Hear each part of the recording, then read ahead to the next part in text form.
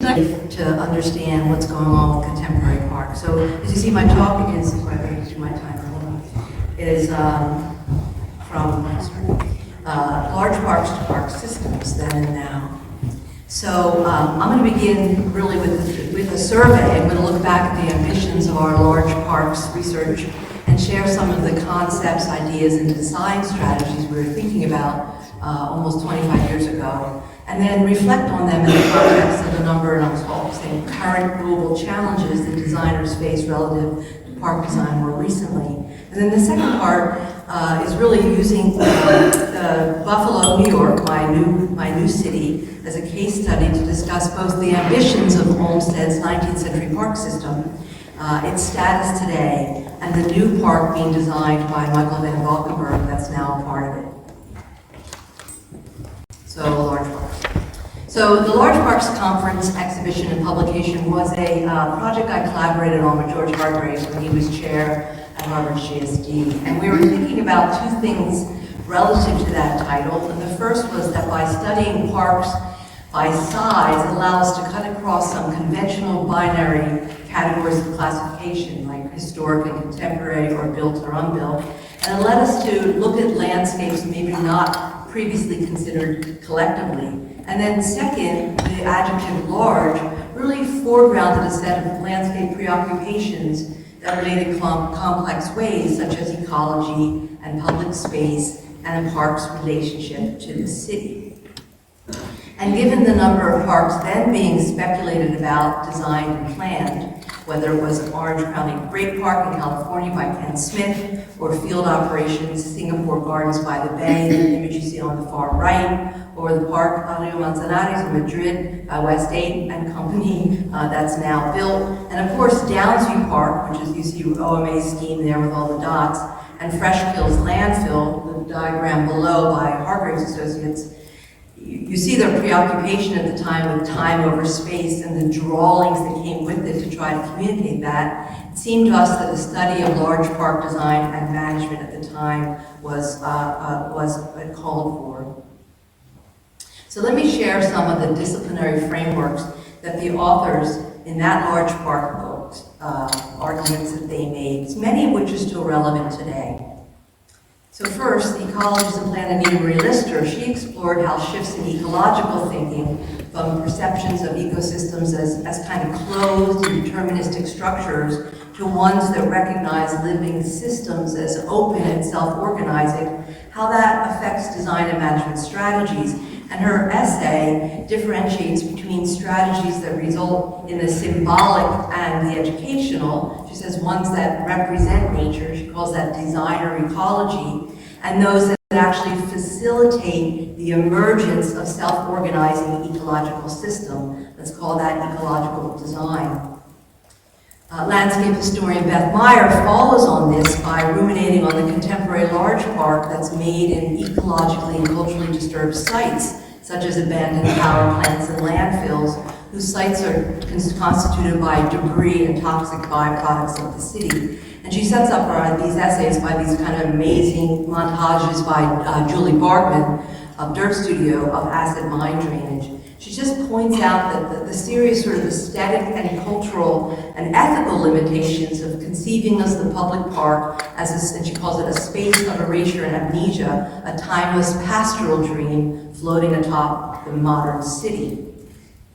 Linda Pollock uses Fresh Kills Landfill in New York, the surface of which you see here, to speculate on strategies that engage the dynamic and heterogeneous aspects of sites that enables the telling of complex narratives rather than the green veneer that Meyer warns us about.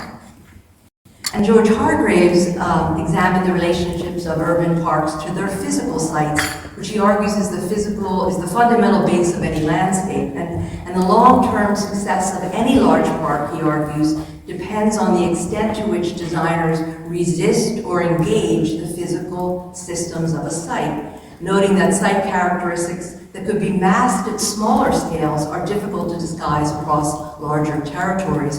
And here you have a drawing that I did that's showing Golden Gate Park in San Francisco, over which it was planned its natural tendency, which was sand dunes.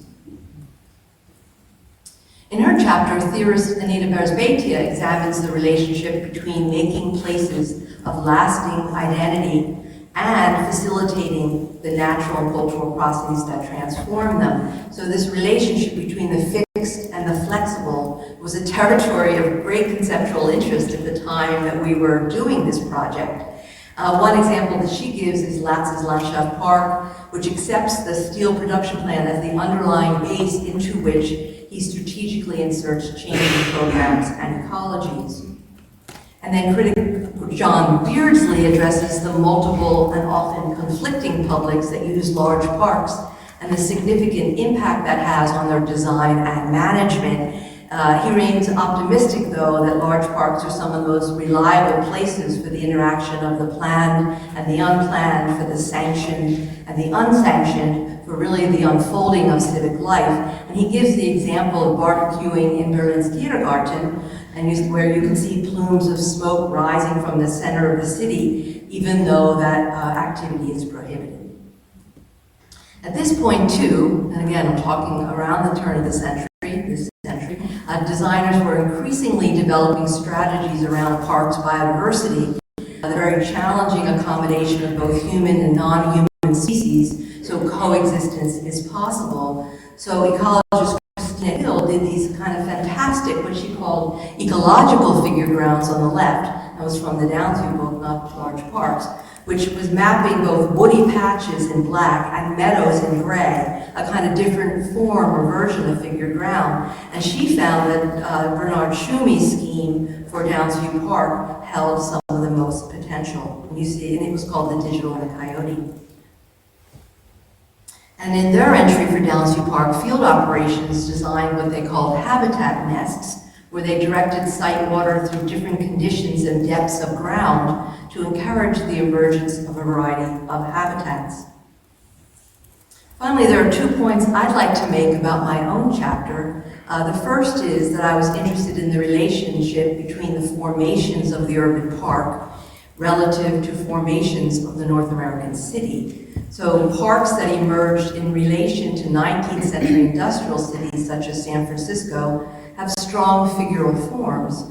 They came before the city, which grew around them. So we're looking at Golden Gate Park in San Francisco, and you can see how it was laid out, and the city was up in the northeast quadrant, and then ultimately today, how the city grew around it. One implication of the contemporary and often deindustrializing city, in contrast, is the configuration of new park sites. Their shapes, their perimeters, and their interiorities are really quite different. And this is a diagram of an emerging green system that runs through a former airport in Denver. These sites are more imposed than they're chosen. They're kind of leftover fragments of urbanization. And these shapes offer constraints, of course, but also opportunity. For example, from an ecological standpoint regarding wildlife corridors, which is a key component of landscapes biodiversity, shapes like the green one you see resonate with landscape ecologist Richard Foreman's sketch for an optimal patch configuration, and that's the drawing on the upper left. He calls it spaceship shaped because it helps to facilitate all the fingers species distribution.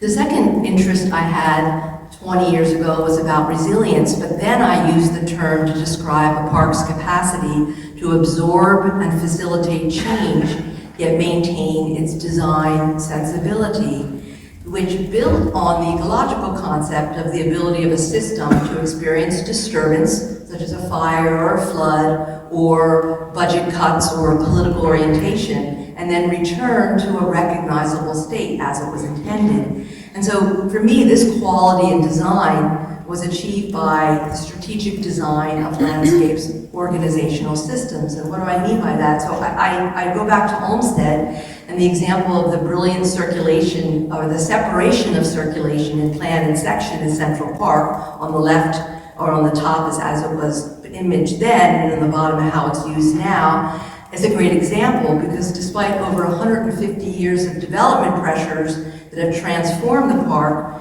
which I'll call the disturbance, the key sensibility of the park, which is the ability of the visitor to flow seamlessly, on foot, on bike, in a car, on a horse, without interruption persist. And for Olmsted, that was a key element of how nature could work its restorative effects. You had to move through the landscape in the absence of distraction. In a similar way, field operations organizational devices of thread, islands, and mats in their fresh kill scheme enable the park design to absorb and react to feedback not under a designer's control, which is a lot, all the while maintaining its sensibility. So I had the opportunity to revisit this body of work 10 years later when I gave a keynote at the Large Parks and Large Cities Conference in Stockholm. And you saw Kelly refer to that book in her introduction, which you see here. It's a really great book. So there's a pattern here. There's a conference and then a book about 5 years later, a conference and a book about 5 years later. So Kelly, conference and a book 5 years later. It takes a long time. At that time, I wondered about our provisional definitions of large and parks. Large, of course, is relative in relation to how big is big enough, for what use, and how do you measure? Is it a contained parcel? Is it a string of connected spaces? In a dense city like Cairo, the Al-Azhar Park is one of the largest open spaces in the city. In a sprawling, polycentric city like Los Angeles, the benefits of parks may be measured by its accumulated effect. In a shrinking city like Detroit, with lots of available land, parks take different forms and can be linked in as a system, as is the case in Buffalo, New York, which I'll share. Additionally, in a growing city like Kinhao Water City, being planned near Shenzhen by field operations, and the park here appears as an infrastructural armature, its size really does matter to work as this infrastructural and organizational system. For this Stockholm talk, I used a different method. I asked 50 of my landscape colleagues from around the world, designers, academics, practitioners, and theorists, for examples of contemporary parks from their regions, the review of which suggested 4, I'll call them interrelated topics of preoccupation, and I'm going to talk about 3 here: water, waste, and diversity, very briefly. Water, and I think that parks respond to our global water crises, that's indexed by floods and by contamination and by droughts, and respond to water issues in diverse ways. Too much water, too little water, and water that's too dirty, and often a fluctuation between all 3. So on the lower left, under too much water, you see the new Meadowlands project that was part of the Rebuild by Design competition in the New York metropolitan area. And it offers primary protection against flooding through a mix of existing and proposed salt and freshwater wetlands, basins, berms, and gates. On the other coast, the middle, too little, in the Los Angeles River Basin, a region that is certainly characterized, its park poor and its water hungry. The question is how you manage water that is really a dangerous flood threat, but also a precious resource.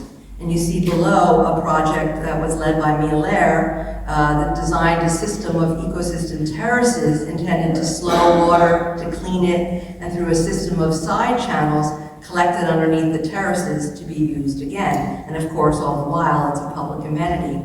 And finally, on the right, you see an image of Shanghai, even though this park was not in Shanghai, I apologize for that. It's a park by Turnscape. The designers created a necklace of ponds and mounds surrounding the former wetland, which you see on the lower right, and the peripheral ring creates a stormwater filtration and cleansing buffer zone for the inner space.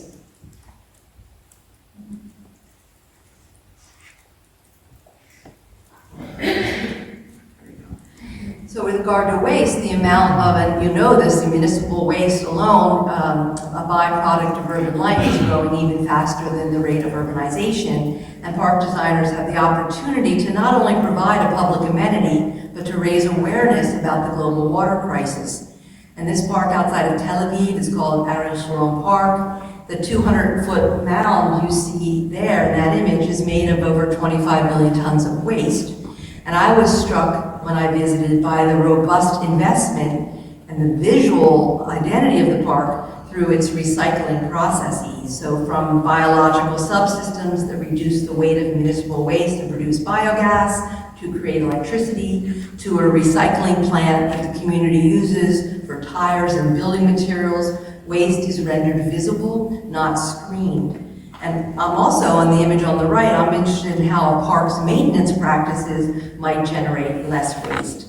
And waste here being wasted energy, plant debris, construction material, but also human labor.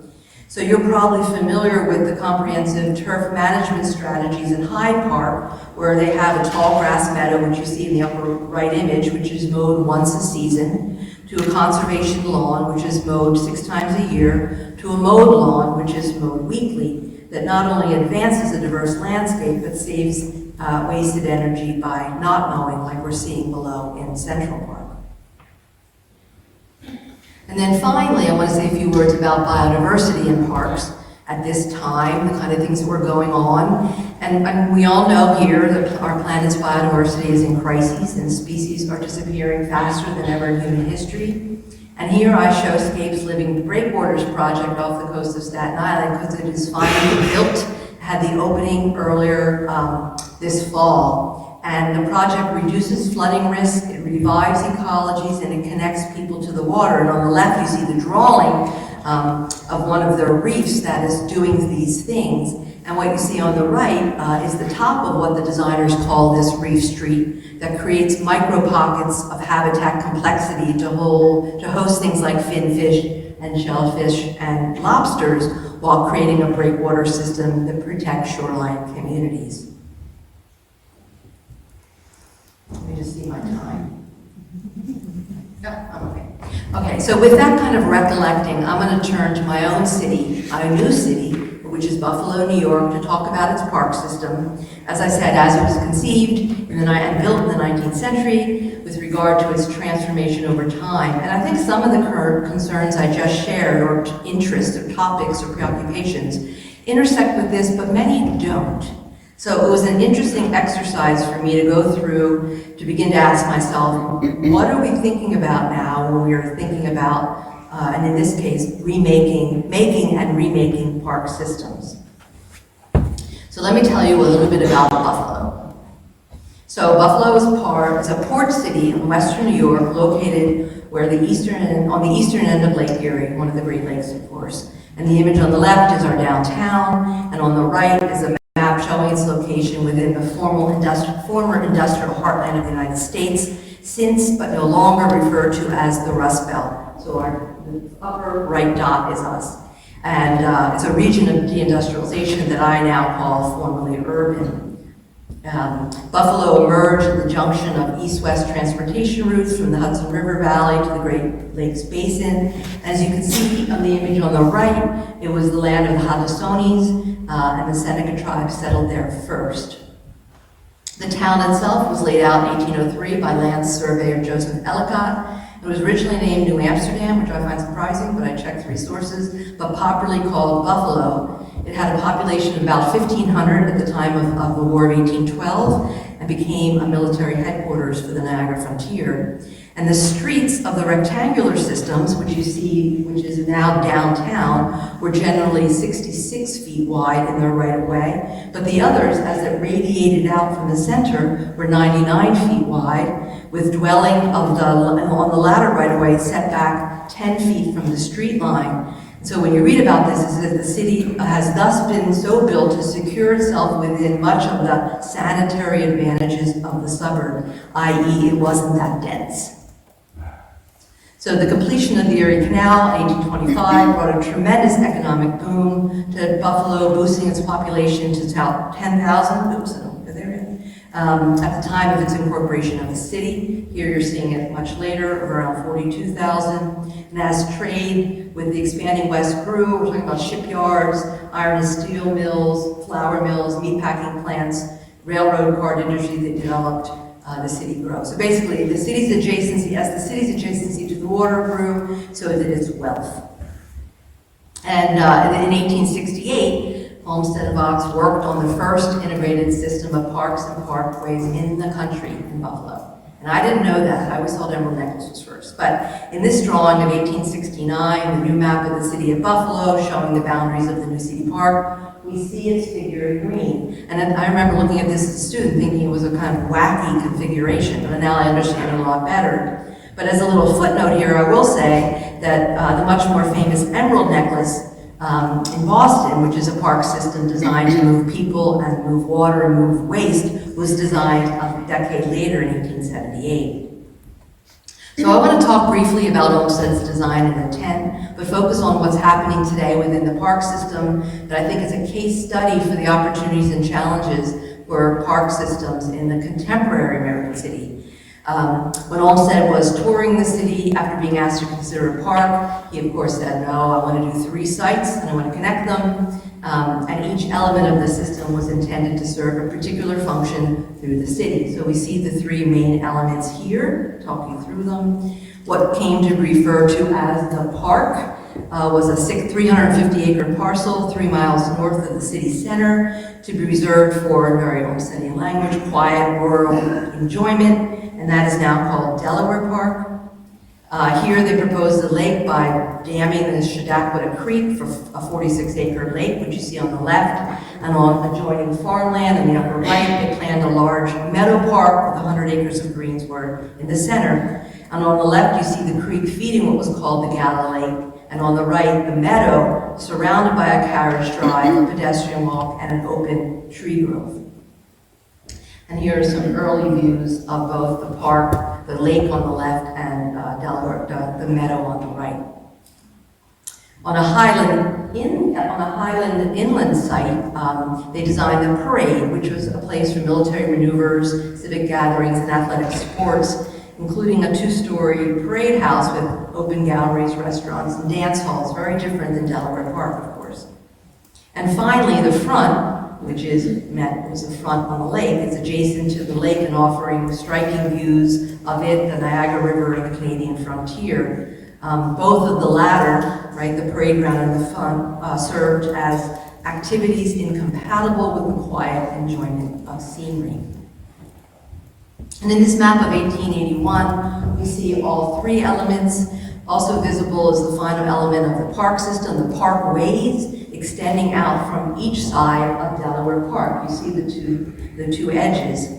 Humboldt Park on the right, the little curvy one, is the most impressive. 8 parallel rows of trees. It was 200 feet wide. And I'm quoting him because I'm laughing, Bernadette, when you said he visited Paris in 1859. This is a quote from Olmsted's plate. It exceeded the most famous boulevards of Paris in both respects. The purpose of the parkways were to have Delaware Park accessible from all points of the city, serve as permanent fire barriers for the enlarging town, and space, I think, that for the sewer and water systems of the city to be extended. The 3-spool parkway system on the left image catalyzed a neighborhood. Not surprisingly today, that's some of the most expensive real estate in the city. While specially designed landscape streets continue to the city center, you see them heading south, providing park-like open space. Interestingly, Olmsted referred to these parkways as communicators for all residents of the city to reach the various spaces regardless of where they were living. And some early images of Humboldt Parkway on the right and the Soldier Circle, which is basically at the wrong of the parkways you saw in the image before. So returning to this map for a moment, the park and parkway system design was grafted onto the original Buffalo City plan drawn up by Joseph Ellicott because Olmsted admired that plan with its system of major streets radiating out from the city center. You can see them at gray coming out from downtown. You can also see how the park is situated with reference to these spaces coded in gray. The rural cemetery below it, the grounds of the state asylum, which was H.H. Richardson, amazing complex, and a plan for the suburb, the upper right, now called Parkside, the only thing that was not built. So this is Buffalo today, or Buffalo around the turn of the century, sorry. On the image on the right, you see the emergence of other towns on the big map, but the city limits on the left diagram. And the city today, as you can see, a rather sprawling, sometimes urban and often suburban context. So, like many American industrial cities, the population declined. This is just a map of Buffalo's growth and decline after World War II, from a peak of about 580,000 residents. Today, there are about 250,000. And now, if you see the little blip on the lower right, it has modest growth through immigration, although we'll see what happens to that under the Trump regime. This is the backdrop against which city planners in places like Buffalo and Detroit and Youngstown were operating in the middle of the 20th century. One of the many changes was the Buffalo's highway system, which on the left you see in yellow, and the Humboldt Parkway component of the Olmsted system was destroyed to build it. But let's back up a moment. With a few exceptions, the racial makeup of present-day Buffalo, which you see mapped on the left, corresponds to the redlining map from the 1930s, which is on the right, and the areas of higher residential grades, on the right drawing, which is green and blue, are today prominently white, whereas the areas of lower residential grades, which you see in yellow and red, are predominantly African American and Hispanic, and that is absolutely true to the city today. But then these maps determined who was eligible for the generously subsidized government-backed mortgages and who were not. And basically it enabled white people in cities across the country to become homeowners and to begin to build generational wealth. So as you see in the image on the left, the new expressway had enveloped the path of the Humboldt Parkway as it continued north, dividing Delaware Park, and on the right is the path of the highway system overlaid on the park system plan. And I think there's a clear image of the highway system basically bisecting Delaware Park itself. A few sequences in the image of construction: the parkway in 1915, this is Humboldt. Around 1952, as construction was beginning, two outer lanes remain. The upper terraces is actually what's left of the Humboldt Parkway, and the Kensington Expressway is what's built below it. And in 1958, ahead of the growing freeway, the trees were cut to begin to remove them. I find that a very sad image. And up through 1971, you can really see the divide that it's making in the city fabric. And this is a little south of the Humboldt piece that I was sharing with you. And the freeway today. And of course, this is not a new story, nor is it unique to North American City. What's interesting to me here is in Buffalo is the ongoing and sometimes controversial, always controversial options under consideration today for the park system that residents are very engaged in. And I'm going to quickly show you two. The first is a proposed 3/4 mile deck that's intended to resemble a portion of the previously demolished Humboldt Parkway and to restore pedestrian connections across the expressway while allowing traffic to flow below. You see its location on the right. And also note that this is being driven by the state and federal funds, the New York State Department of Transportation and the Federal Highway Administration. In the left, the yellow, again, the 3/4 mile, we'll call it a deck and a tunnel. And on the right, a section of existing on the top and proposed in the middle, and a pretty awful diagram, I would say, of the deck itself, a far cry from Olmsted's intention for what that could be. Part of this proposal is an argument for economic development. An image on the right shows infill with mixed-use and residential development in neighborhoods adjacent to the project. So how is this being received? There are definitely strong community voices saying they don't want the state's expressway project. They're saying it's essentially a 6-lane tunnel to move forward. And here's their argument. It will cost $1 billion. It takes 5 years to build, during which time there's lots of construction, noise, and traffic. And this is all being put together and argued weekly by the East Side Parkways Coalition. There was no environmental impact study. It says it wasn't required. The state said it wasn't required. Adding to the health inequities on the east side, this map adds in 60+ plaintiffs, all the red dots, signed onto lawsuits against the New York State Department of Transportation. And many felt they were going to be priced out of their neighborhoods. Many also feel that building the tunnel will forever negate the possibility of restoring the historical parkway at grade, which is argued could be built for the same price tag. And these are not my arguments, these are the arguments of the coalition. On the other hand, there are supporters for the deck, quoting a community leader, "I'm hearing elation, I'm hearing hope, I'm hearing progress, I'm hearing forward thinking, I'm hearing positivity, I'm hearing unity, I'm hearing community."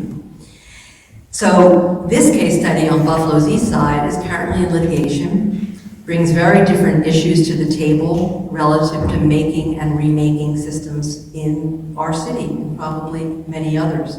And it's very different than the next one I'm going to share and end with, which is a 100-acre public park located on the shoreline of Lake Erie within the city of Buffalo, which is called Ralph Wilson Jr. Centennial Park. And Ralph Wilson was an American businessman and sports exec. And anybody who follows the NFL, he was the owner of the original owner of the Buffalo Bills.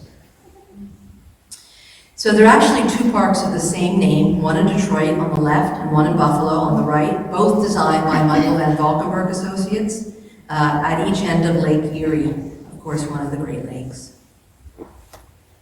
This is the location on the city's west side, basically providing a new waterfront park that Olmsted's front park no longer provides because it's cut off from the water with a highway.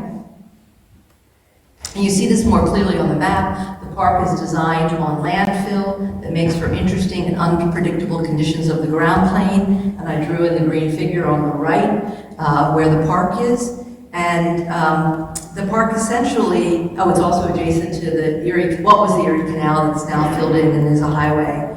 The park essentially expands the Olmsted system. And you can see the lower circle is the Ralph Wilson Park, and the upper circle is the Humboldt deck. So the existing site, it's flat, it's windy, it's wet, it's cut off by the highway, so it's difficult to access. It has deteriorating amenities, but nonetheless has exceptional waterfront location, and it's actually heavily used. What set this project on a successful path was its long, inclusive process, and its funding largely philanthropically by the Ralph Wilson Johnson Foundation. So the designer, Michael Van Valkenburg, the university, UB's Regional Institute, which is in the School of Architecture and Planning, and the foundation, the Ralph Wilson Jr. Foundation, spent years building trust with the community. The university led the community and stakeholders engagement, a component of which was to take community leaders to city around the country to visit parks and playgrounds. And as a result, was a complete park design that they talk about it being designed by the community for the community, which was being built now in 2 conventional phases. So 7 rather conventional design ambitions are reflected in the park design, and I'll go over them briefly, but I really want to concentrate on the one you see in orange, which is about improving shoreline resiliency and water access. Because for me, resiliency, not just sustainability, in many forms is much more prevalent in the way we're talking about making parks and park systems today. Certainly in the comparative way I talked about it 25 years ago. And I'm super interested in the nuances here between resiliency and sustainability. But quickly, I'm going to go through the ambitions. The first was to improve the neighborhood connections with a bridge over a highway that was once Erie Canal. And you can see in the upper left image is Front Park. So where people are thinking about this as an extension of the Olmsted Park system. The bridge on the left is existing, on the right is proposed. It's protective, but it's not cage-like. It was actually fabricated by an Italian company and transported to Buffalo by boat and barge. It was just installed a few weeks ago. The second design intention was to enhance circulation networks. The existing road took up, in the yellow on the upper left, it took up the shoreline experience. There's very few pedestrian paths, you see below on the left. So they tripled the amount of pedestrian paths through various spaces in the road and actually removed some of the vehicular circulation from the edge. The third was to unify the park with a great lawn. these are all Michael Van Valkenburg's slide, and I thank him for it. Something flexible to accommodate various uses of large events. Like I said, the existing site was flat and monotonous, and the intention is to introduce topography that allows them to hide and reveal landscapes. And it's very easy to see in these images, and I added one, I put one over top of theirs, is its relationship of theirs on the left, of a Great Lawn to Olmsted's Long Meadow and Prospect Park. There's a striking amount of similarity rather to its configuration. And so they're also thinking about this as being able to have small gatherings, large gatherings, sledding hills, all sorts of things that deal with our changing weather patterns. Also wanted to upgrade playing fields. Right now they're heavily used, but they're low, they're wet, they're unplayable, they're filled with holes. Basically it's about soil and drainage. And you see an image here of how they're nestled between tree groves. And the fifth is to create a destination playground, hugely important for the community. An entire 3.5 acres of the park is dedicated for this use. And it's kind of crazy. It's, here's a plan of it. And what the design team, I'll call them, was interested in doing was recalling different aspects of the context, whether it's industrial history or whether it's the habitat. They're showing the least bittern and the eastern newt as critters who live in this community. And I was especially interested in the ecological ones. And their design for the play equipment, bright colors, whimsical characteristics, and actually these are made by, I forgot the name of the firm, it's a Dutch firm that makes these, but this is one of the ones on the right that they built somewhere else. It's pretty crazy. And then the sixth was to create active and passive recreation. They're very normative goals. We've talked about this for a very long time. We've tried to go beyond talking about parks this way, but you know, I think that this is a real way for him to connect with his various audiences. But if we think back to some of the things we talked about when I started with large parks, about change over time, or the relationship of what's fixed to what's flexible, or the erasure of sites and telling stories, I would argue that not much of that is present in this park. But there's something very different that we weren't talking about then, and as I said earlier, it was really a foregrounding climate resiliency. So the final ambition of the design is to improve shoreline resiliency and water access. But to discuss this, you need to know something about our weather. So in Buffalo, we get something called lake effect snow, which comes in thin bands across the lake and landscape. And this happens when cold air, usually coming from Canada, moves across the warmer water on the lake. And I could be standing a mile away from this and get absolutely no precipitation, but where the storm is coming, they may get 5 feet. So Buffalo is located at the end of prevailing winds, the red dot, and as the storm heads to Buffalo, there's nothing to stop it, it builds. And it's exacerbated by the funnel-shaped shoreline that really intensifies the storm, so when it hits Buffalo, it's at its peak. So the park's 1 mile shoreline has a lot to withstand, and what really matters is what happens behind the shoreline. So images of the shoreline, you can see the wave action, the ice and some of the impacts of this energy. The diagram over the images showing winter high water level that changes daily from something called the sage. And I didn't really know what a sage was, but a sage is a name for basically water displacement. So you think of sitting in a bathtub, right, how water changes even though it's the same volume. So as wind pushes water across the lake, it gets higher, and there can be almost 10 feet of water level change in the winter in this park. Also, the existing vertical space reflects wave action and, of course, offers no habitat value. And the result is saturated soil behind it, and as water is released back into the lake, it takes the sediments with it, and the land subsides. So the shoreline that's built 100 years ago by the Army Corps of Engineers has reached its lifespan, and they need to redesign the shoreline, thankfully, as part of this project, or else the investment in the park is at risk. So the design goals, which you see here, are structural resiliency, flood protection, ecological function, and enhanced experience, namely including water access. And that image is from Brooklyn Bridge Park. So also, 1 mile of straight edges and paths are boring. So adding shoreline complexity is not just for habitat, but also for the experiences within the park. And so to do so, the design team is replacing most of the vertical surface with slopes and creating pockets of habitat that were protected so plants can establish and make a wetland habitat that is not destroyed every time a storm hits. So working together, of course, with marine and hydrological engineers and ecologists and federal regulatory agencies, they tested multiple schemes. You see them here. And to my surprise, it was not the one on the lower right called Enhanced Habitat Creation.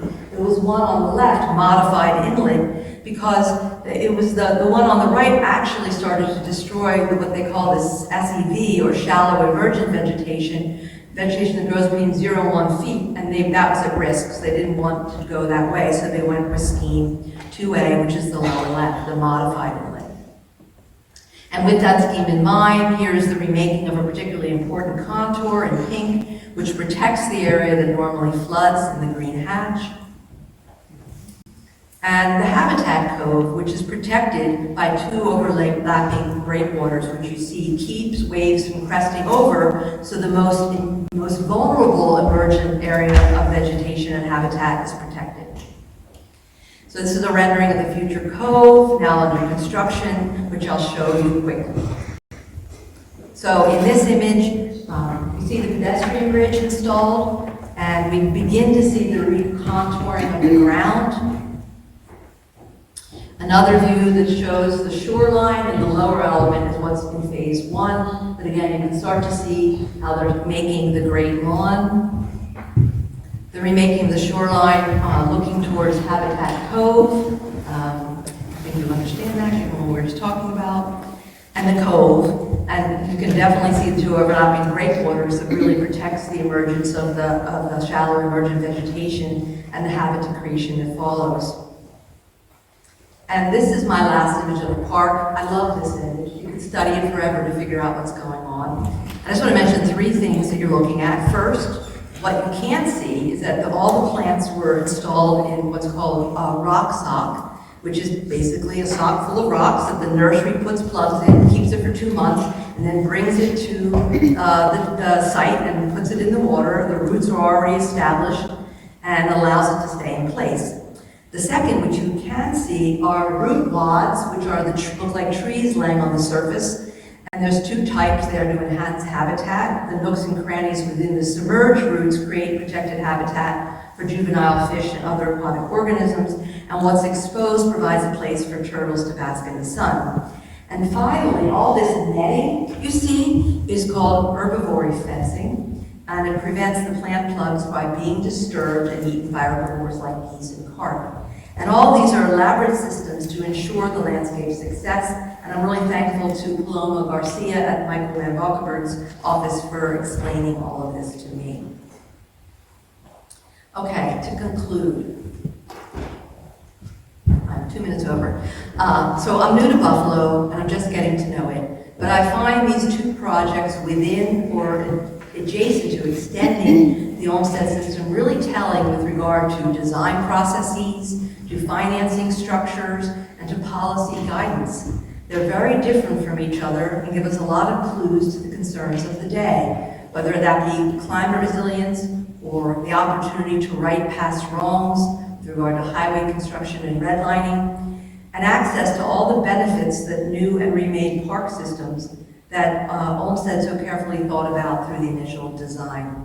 So one is under creation and one is under litigation. So thank you.